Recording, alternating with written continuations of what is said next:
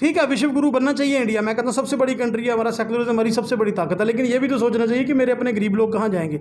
आज आपने ठीक कहा कि एक तरफ से गवर्नमेंट ने इतना पैसा लगा के ऐड की कि महाराज हमने कोरोना की वैक्सीनेशन जो तैयार कर ली है, हमारे पास वैक्सीनेशन की कोई कमी नहीं है। तो अगर आपके पास वैक्सीनेशन की कमी नहीं तो लोगों को स्लॉट क्यों नहीं बुक? उन्होंने 5 स्टेटों का इलेक्शन करवाने की क्या जरूरत थी? इलेक्शन इंसान की ज़िंदगी से बड़ा है। लोग हैं तो इलेक्शन है, लोग हैं तो सरकार है, लोग ही मर जाएंगे, किसके साथ आप सियासत करोगे? 5 स्टेटों में इलेक्शन की वजह से इन्होंने मतलब 1 महीना पूरा लॉकडाउन को इन्होंने देरी की। शायद पहले टाइम पर लॉकडाउन लगाया। एयर फंड में जो वेंटिलेटर की बात की है, ये सबसे बड़ा स्कैम है, इसकी इन्वेस्टिगेशन होनी चाहिए। आप मुझे बताइए, आप मार्केट से पेन खरीदते हैं तो उसको भी वहाँ चला के देखते हैं। आप 10 रुपये का पेन खरीदते हैं, उसको कॉपी पे चला के देखते हैं चलता है कि नहीं चलता है। ये इन्होंने पीएम के फंड से करोड़ों रुपए के इक्विपमेंट खरीदे हैं, करोड़ों रुपए के इन्होंने वेंटिलेटर खरीदे हैं, तो वह चल क्यों नहीं रहे हैं? जब इन्होंने लिए थे, क्या इन्होंने उनको चेक करके देखा था? क्या कंपनी इंस्टॉल करने इनके पास आई थी? इनको देखिए, मैं आपसे एक बात कहना चाहता हूँ कि इनको जनता से कोई लेना देना ही नहीं है। जो एमपी हैं जुगल किशोर शर्मा साहब, उन्होंने खुद परसों हॉस्पिटल में जब वो गए 1 महीने के बाद नजर आए लोगों को, तो उन्होंने खुद कहा है कि हमसे कमियां रह गई हैं। उन्होंने, और ये देखिए कमियां रह गई हैं, कमियां ऐसी रह गई हैं कि उस पर और बात भी करें तो आदमी को दुख लगता है। जुगल किशोर शर्मा जी ने खुद कहा है कि 2 साल के लिए जो एमपी लैड फंड है उसको रोक दिया गया है, उसके ऊपर सरकार ने बैन लगाया है। तो कल तो ये चिट्ठी सोशल मीडिया पे वायरल होती है, वो कहते हैं मैंने 1 करोड़ रुपया दे दिया। उससे पहले डॉक्टर जितेंद्र सिंह जी कहते हैं मैंने 2.5 करोड़ रुपया दे दिया। भाई जो फंड आपने रोका हुआ है वो आप कहते हैं हमने दे दिया। कल ये कहते थे नहीं जी उनका पुराना को पैसा पड़ा हुआ है, मैंने सारे खर्च कर दिए। आज कहते हैं जी मैं दे रहा हूँ। मैं समझता हूँ कि मुझे नहीं समझ आ रही कि ये जम्मू के लोगों को बताना क्या चाहते हैं, ये करना क्या चाहते हैं। और बीजेपी के लीडरों की अगर मैं बात करूँ, वो 2 लोग हॉस्पिटल में दौरा करने जाते हैं, साथ में प्रेस वालों को लेके जाते हैं। अस्सलाम वालेकुम, आदाब। आप देख रहे हैं स्टेट ऑब्जर्वर। मैं हूं आशा खान। अभी तो सिर्फ कोविड की ही बात हम करते हैं और अक्सर हम अपने जो दर्शक हैं उनको कोविड की लगातार अपडेट देते रहते हैं। आखिर जो मौतों का आंकड़ा है वो लगातार बढ़ता जा रहा है, रिकवरी रेट भी निरंतर बढ़ रहा है। बट कहीं ना कहीं अगर हम पूरे भारतवर्ष की बात करें, सब कोविड की वजह से अभी बेहाल है, क्योंकि कोविड जो है वो रुकने का नाम नहीं ले रहा। उसी के साथ अगर हम एक और चीज़ आपको बताना चाहेंगे, ब्लैक फंगस भी कहीं ना कहीं जो ज़्यादा सक्रिय होते हुए दिख रहा है। कोविड था, अब ब्लैक फंगस भी आ गया है। चलिए हम बात करते हैं। हमारे साथ बातचीत करने के लिए पीडीपी के जो लीडर हैं वीरेंद्र सिंह सोनू जी, ये मौजूद है हमारे साथ बातचीत करने के लिए। हम इनसे बातचीत करेंगे और सबसे पहले हमारा सवाल यही रहेगा इनसे, आखिर कोविड के लगातार जिस तरह के जम्मू कश्मीर में हालात बने हुए हैं, ये उनको किस तरह से देखते हैं? सर, किस तरह से आप इन हालातों को देखते हैं? देखिए, ऐसे है कि ये जो हालात हैं ये बहुत ही ख़तरनाक हालात हैं, और इन हालातों में ये देखता हूँ कि पूरे हिंदुस्तान में कोविड की जो दूसरी लहर है उसने आम आदमी का जीना मुश्किल कर दिया है। और उस वजह से पूरी जो हमारी लोगों की सारी की सारी जो हमारी लोगों की अर्थव्यवस्था थी वो भी बिगड़ चुकी है। अर्थव्यवस्था के साथ साथ लोगों का जो फैमिली के जो प्रॉब्लम थे वो भी ज़्यादा बढ़ते जा रहे हैं। और कोविड की वजह से आप देख लीजिए कि बहुत सारे इंपॉर्टेंट लोग इस दुनिया से चले गए, ख़ासतौर पे दूसरी लहर में। तो मैं समझता हूँ कि ये हमारे देश के ऊपर और ख़ासतौर हमारी रियासत जम्मू कश्मीर पे एक दुखदाई समा है, और इस मुश्किल से निकलने के लिए हम सबको इकट्ठे होकर काम करने की ज़रूरत है। लेकिन कुछ कमियां रह गई हैं, कुछ ऐसी बातें हैं, क्योंकि आज वक्त नहीं है सियासत करने का, जैसे आपने पहले ही कहा है, क्योंकि आज इंसानियत दिखाने का वक्त है, आज सियासत का वक्त नहीं है। तो लेकिन उसके बावजूद ये है कि कुछ कमियां रह गई हैं एडमिनिस्ट्रेशन की तरफ से कि वो इस दूसरी लहर के बारे में चिंतित नहीं थे, जहाँ इसकी इंतजाम। आपको क्या लगता है एडमिनिस्ट्रेशन फुली नॉट प्रिपेयर्ड थी सेकंड वेव के लिए, जबकि पहले पता था कि सेकंड वेव भी आने वाली? देखिए, मेरे लगने वो तो आज आप देख लीजिए कि जम्मू पुंछ से जो एमपी हैं जुगल किशोर शर्मा साहब, उन्होंने खुद परसों हॉस्पिटल में जब वो गए 1 महीने के बाद नजर आए लोगों को, तो उन्होंने खुद कहा है कि हमसे कमियां रह गई हैं, उन्होंने एडमिट किया है। और ये देखिए कमियां रह गई हैं, कमियां ऐसी रह गई हैं कि उस पर और बात भी करें तो आदमी को दुख लगता है। सबसे बड़ी ये है कि कोविड की दूसरी जो लहर थी उसमें सबसे बड़ी परेशानी हमें क्या आई है, ऑक्सीजन की।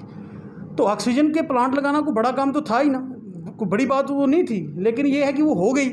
तो उस वजह से ये दूसरी लहर से मुकाबला करने के लिए हमारी जो गवर्नमेंट है वो नाकाम साबित हुई है। इसमें मैं खुल के आपसे कह रहा हूँ, क्योंकि पहली लहर के बारे में तो पता नहीं था, लेकिन उसमें हम कामयाब हो गए उसको कंट्रोल करने में। लेकिन ये तो एक्सपर्ट इनको 4 महीने से पहले कह रहे थे कि ऐसी परेशानी दोबारा आ सकती है। तो लेकिन मैं समझता हूँ एडमिनिस्ट्रेशन फेलियर जो है इसको मान के चलना चाहिए कि एडमिनिस्ट्रेशन की तरफ से कोताहियाँ हुई हैं। सर, जिस तरह से आपने एमपी जुगल किशोर शर्मा जी की बात की, जब उनकी मीडिया से इंटरेक्शन हुई तब उन्होंने कहा जो मेरे पास फंड्स थे मैं पहले ही दे चुका हूँ, क्योंकि मैं जनता के लिए काम करता था, उन्हीं के बीच में रहता था, वो मैं ऑलरेडी दे चुका हूँ। फिर उसी के चलते कल वो 1 करोड़ की बात करें वो देते हैं MPLADA स्कीम के तहत।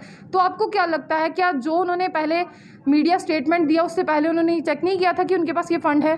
देखिए, ऐसे है कि मैं तो भगवान से प्रार्थना ये करता हूँ कि भगवान भारतीय जनता पार्टी के लीडरों को सद्बुद्धि बख्शे।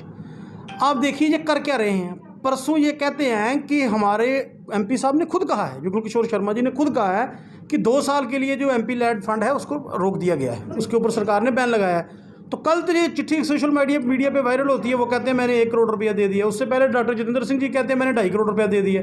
भाई जो फंड आपने रोका हुआ है वो आप कहते हैं हमने दे दिया।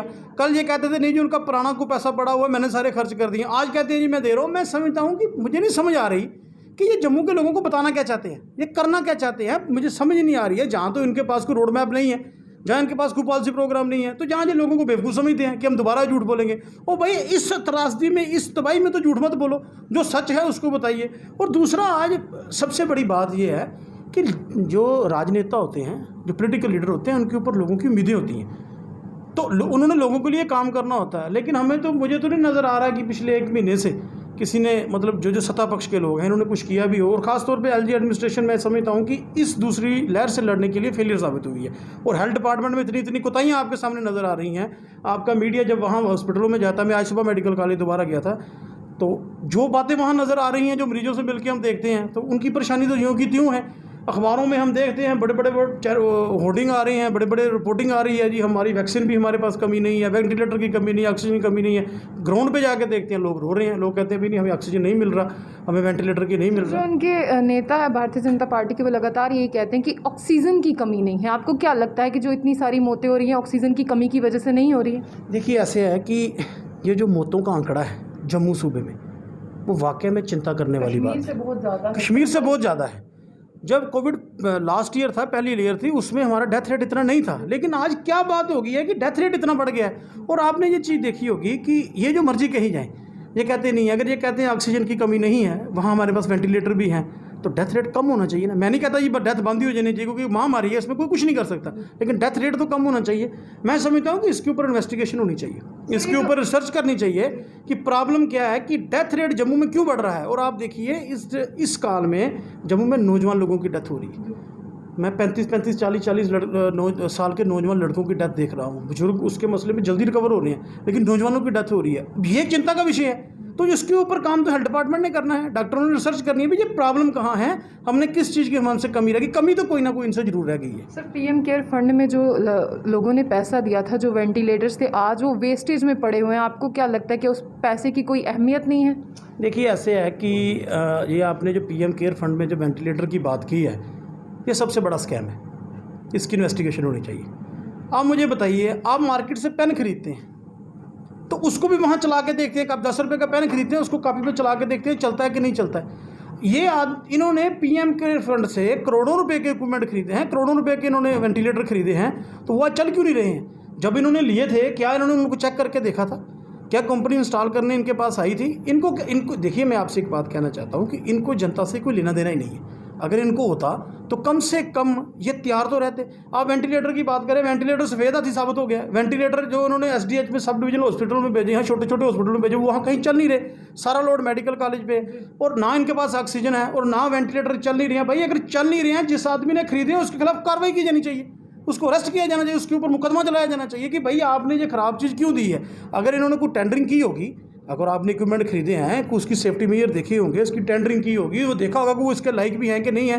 लेकिन आज बड़ी दुख की बात है कि वेंटिलेटर पैसे दे के खरीद लिए हैं, पैसे कंपनी लेके चली गई है, वेंटिलेटर चल ही नहीं रहा। जो देखो, इसमें कसूर तो आम जनता का कोई नहीं था, लेकिन पिस जो है वो आम जनता रही है। आम जनता का जीना वो हाल है। आम जनता हॉस्पिटल की तरफ जाती है, वहाँ वेंटिलेटर नहीं है और लोग ऑक्सीजन से मर रहे हैं। सर, उनका साफ तौर पर ये कहना है कि अगर वेंटिलेटर्स हैं, हमारे पास टेक्निकल स्टाफ नहीं है चलाने के लिए।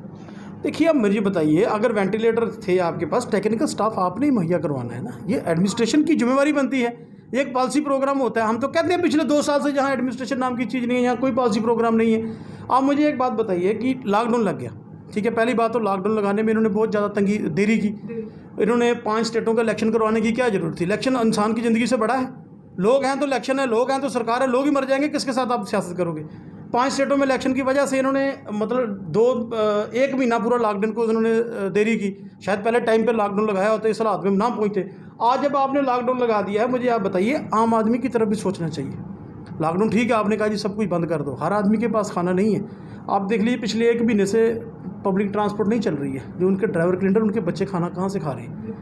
बाहर रेडियां हैं और बहुत सारे वेंडर हैं जिनके काम बिल्कुल बंद हैं। कुछ दुकानें खुलती हैं, बाकी तो बंद हैं। अगर उनके बच्चों के बारे में भी सरकार ने सोचना है। आज मुझे आप बताइए, आज हो क्या रहा है? कोई आदमी इस चीज़ को समझ नहीं रहा कि आज जम्मू में हो क्या रहा है। सबसे बड़ी कालाबाजारी यहाँ है। ऑक्सीजन का सिलेंडर जो कि 1500-1200 रुपये में आम बिकता था, आज 15-15 हज़ार रुपये में बिक रहा है। उसके लिए जिम्मेवार कौन है? आज एडमिनिस्ट्रेशन क्या कर रही है? आज एडमिनिस्ट्रेशन कहाँ सोई है? आम आदमी की मुश्किलात एडमिनिस्ट्रेशन नहीं दूर करनी है। सर, आपको क्या लगता है ये सब चीज़ें अगर प्लान्ड करके की जाती, जिस तरह से ट्रांसपोर्ट नहीं चल रहा है, अगर ये प्लान्ड वे से होता, कहीं ना कहीं जो हमारी आम जनता है वो प्रॉब्लम फेस नहीं करती? देखिए, अगर ये सब कुछ प्लान तरीके से होता है मैडम जी, जितना आज पैनिक फैल चुका है ना, ये नहीं होता। लेकिन इसकी जिम्मेवार भी सरकार है। सरकार ने लोगों को इस तरह से डरा दिया है कि भाई जिसको कोविड हो गया वो बचेगा ही नहीं। भाई मैं कहता हूँ, आप 1 मिनट के देखिए, आप जब सोचते हैं, जहाँ आप जब हालात देखते हैं, आप भी डरते हैं ना, मैं भी डरता हूँ कि यार ये नहीं बचा जाएगा। लेकिन इसका डेथ रेट तो 2% ही है। 100 में से 98 लोग तो ठीक हो रहे हैं ना। अगर आप इसको पैनिक नहीं फैलाएंगे, आपने जब जैसे पब्लिक ट्रांसपोर्ट की बात की है, जो और चीज़ें, आज जम्मू शहर में पूरा बंद है, चलो ठीक है, हमने अपनी जान बचाने के लिए करना, लेकिन एक सिस्टमेटिकल तरीके से होता है। परेशानियाँ लोगों की हैं, लोग परेशान हैं, आम आदमी परेशान है। आम मुझे देखिए, अगर हर आदमी के पास गाड़ी नहीं है, अगर कोई आदमी रात को बीमार हो जाएगा, वो हॉस्पिटल कैसे पहुँचेगा? पहुँचने के लिए भी उसको कोई ना कोई जरिया चाहिए ना। हॉस्पिटल में जाके भी उसने अपना इलाज कराना है और वहाँ हॉस्पिटल में बेड नहीं है। मुझे आप बताइए कि पूरा देश जब इस बीमारी से जूझ रहा था, आज इन्होंने भक्ति नगर में 10 दिन पहले इन्होंने हॉस्पिटल बनाने की सोची, तो 1 महीने से क्या कर रहे थे? मुझे बताइए, 1 महीने से इनकी जो टीम थी, जो एडमिनिस्ट्रेशन, ये कर क्या रही थी? इनको नहीं समझ आ रही थी कि इतनी बड़ी त्रासदी पूरे मुल्क में हो चुकी है, हमारे ऊपर भी इसका असर होगा। तो मैं समझता हूँ कि बहुत देर इन्होंने काम शुरू किया है। और ख़ास तौर पे आज एक नया फैशन चल गया है, ख़ासतौर बीजेपी के लीडरों की अगर मैं बात करूं, वो 2 लोग हॉस्पिटल में दौरा करने जाते हैं, साथ में प्रेस वालों को लेके जाते हैं, और लोगों में एक बात की जाती है कि बीजेपी। भाई अब दौरा करने से क्या होगा? जिस डॉक्टर के पास वेंटिलेटर ख़राब है, आपके राउंड करने से या आपके इंस्पेक्शन करने से क्या होगा? ये काम करना चाहिए था एलजी एडमिनिस्ट्रेशन को, ये फाइनेंशियल कमिश्नर हेल्थ को ये काम करना चाहिए था, डायरेक्टर हेल्थ को काम करना चाहिए। आज नहीं करना चाहिए था, 1.5 महीने पहले करना चाहिए था, जाना चाहिए था, हर हॉस्पिटल में चेक करना जाना चाहिए था, और ये देखना चाहिए था कल को ऐसी कोई त्रासदी आ जाएगी तो उसमें क्या करेंगे। आज अब क्या कर सकते हो आप? आज लोग मर रहे हैं आपके, यही वजह है ना कि आप देखिए, बहुत सारी आज दिल्ली में देख लीजिए, ठीक है, वहाँ भी त्रासदी है, इन्होंने कंट्रोल कर लिया, आपके सामने ही है ना, उनका कंट्रोल करके बताया।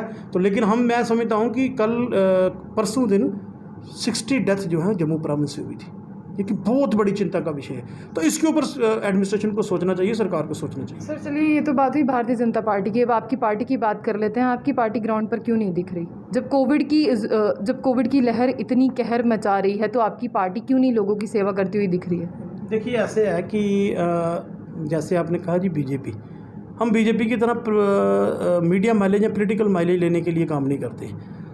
उन्होंने लंगर लगाया, साथ में झंडे लगा लिए, तो आपने वो भी देखा, लोगों ने उनका लंगर लेंगे। लेकिन मैं आपसे कह रहा हूँ कि हमारा एक हेल्प डेस्क भी है, हमारे 3 हमने नंबर सोशल मीडिया पे भी दिए हैं। मैंने कल भी एक इंटरव्यू में भी दिया था। मैं आज सुबह भी मेडिकल कॉलेज से हो गया है, मैं हर रोज़ जाता हूँ। जहाँ कहीं से मुझे फ़ोन आता है, जो हम उनके लिए कर सकते हैं हम करते हैं। हाँ, मीडिया माइलेज हम नहीं लेते हैं, ठीक है। अगर आप कहते हैं कि साथ मीडिया लेके चलें तो हम चलेंगे, आपको भी तकलीफ देंगे कि हमारे साथ आ जाओ, हम ये काम करने जा रहे हैं, हम जरूर जाएंगे अगर ये ज़रूरी है। लेकिन मेरी नज़र में, हमारी नज़र में, हमारी पार्टी की नज़र में लोगों की सेवा ज़रूरी है।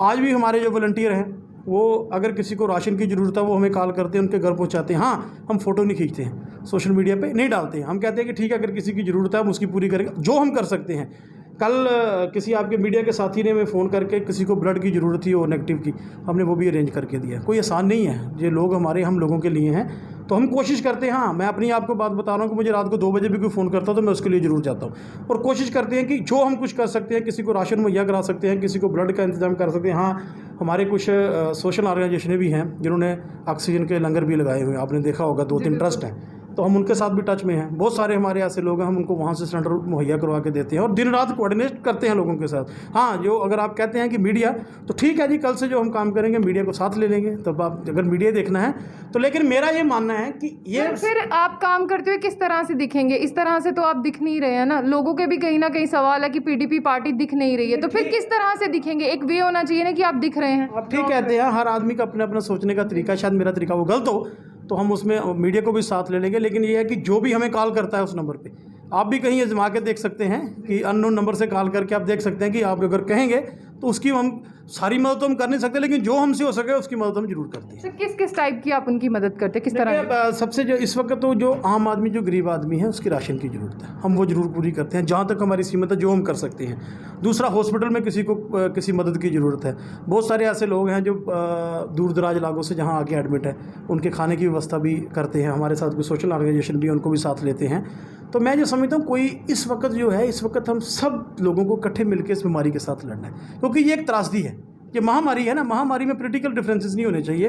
तो मैं सब लीडरों से ये भी अपील करता हूँ कि इस वक्त हमें इकट्ठे होकर इस महामारी को दूर करना है। हाँ, बाकी जो कमियाँ रह गई हैं वो तो सवाल टाइम आने पर इनसे पूछेंगे, सवाल इकट्ठे हो रहे हैं, इनको जवाब देना पड़ेगा। कौन पूछेगा जी? लोग पूछेंगे, हम पूछेंगे, आप पूछेंगे। देखिए, जवाब दे तो ये है ना, एडमिनिस्ट्रेशन जवाब दे है ना, इनको जवाब देना पड़ेगा। बीजेपी के लोग हर चीज़ के ऊपर क्रेडिट लेते थे। क्या लगता है कि जम्मू में इतनी आज़ादी है कि लोग सवाल पूछ सकते हैं? देखिए, बात यह है कि लोग चाहें तो सब कुछ कर सकते हैं। मैं भी आज बात कर ही रहा हूँ, आपके माध्यम से कर रहा हूँ। लोग चाहें तो सब कुछ कर सकते हैं, लेकिन ये वक्त नहीं है। आज मुझे बताइए, आपने ठीक कहा, ऐसे तो कहते हैं सबका साथ सबका विकास। मुझे पिछले 25 दिन से डॉक्टर जितेंद्र सिंह जी कहीं नज़र नहीं आए जम्मू में। ना उनका मैंने कोई स्टेटमेंट देखा, ना उनका मैंने ट्वीट देखा, ना मैंने उनकी तरफ से कोई हेल्पलाइन डेस्क देखा। बीजेपी ने 4 दिन पहले कोई बनाई है अपनी टीम से, वो भी हॉस्पिटल जाकर टूर करके वहाँ से वापस आ रहे हैं। उससे क्या हो जाएगा?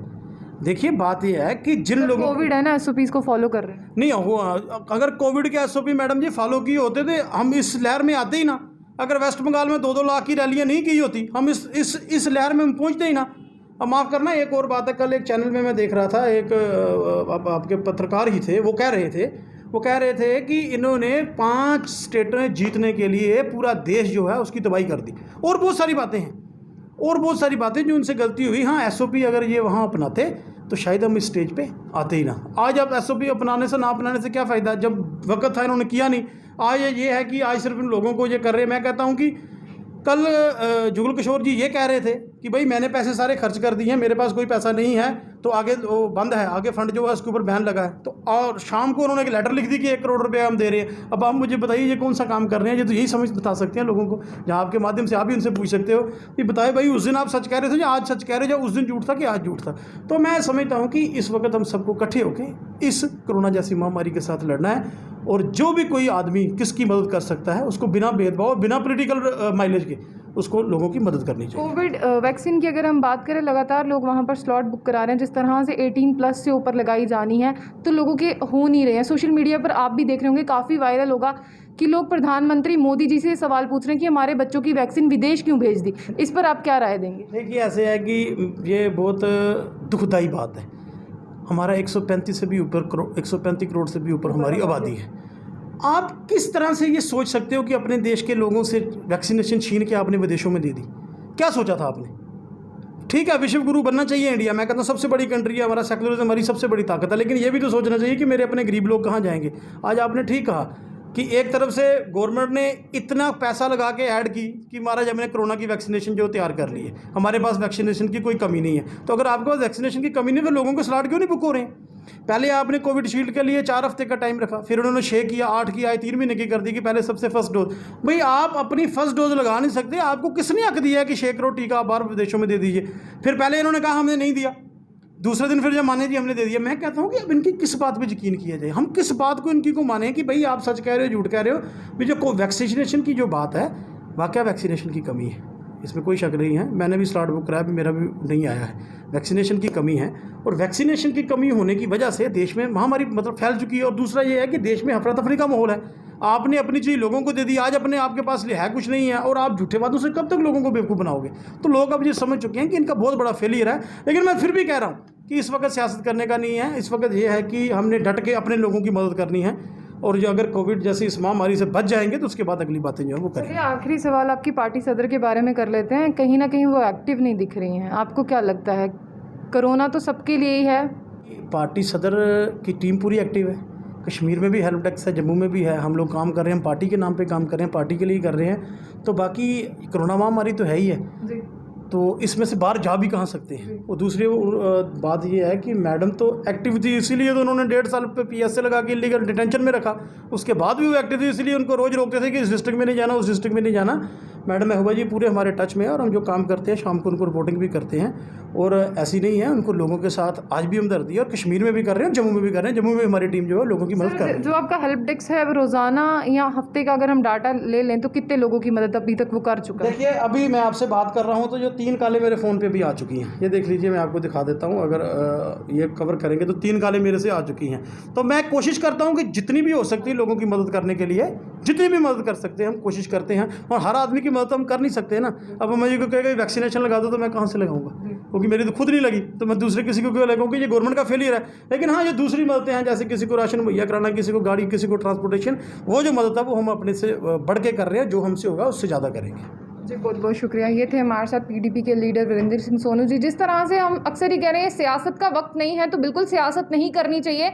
अभी इंसानियत दिखाने का वक्त है। जिस तरह से हम कहते हैं कि जो मानव धर्म है वो सबसे उच्च धर्म है, अभी उसी का वक्त है कि हमें इंसानियत दिखानी है, ना कि सियासत करनी है। इसके बाद के हालात बेहतर होंगे, उसके बाद में भी सियासत की जा सकती है। तो अभी हम भी लोगों से ये अपील करते हैं जो आपके पास है उनकी मदद करें, लगातार लोगों में खाना दे, जिस तरह की लोगों की हेल्प हो सकती है उसी तरह की उनकी हेल्प करें। तो चलिए देखते हैं, जिस तरह से झूठे वादे किए जाते थे, ये वादे कब तक पूरे किए जाते हैं भारतीय जनता पार्टी की तरफ से। तो ऐसी और भी अपडेट्स के लिए जुड़े रहिए स्टेट ऑब्जर्वर के साथ।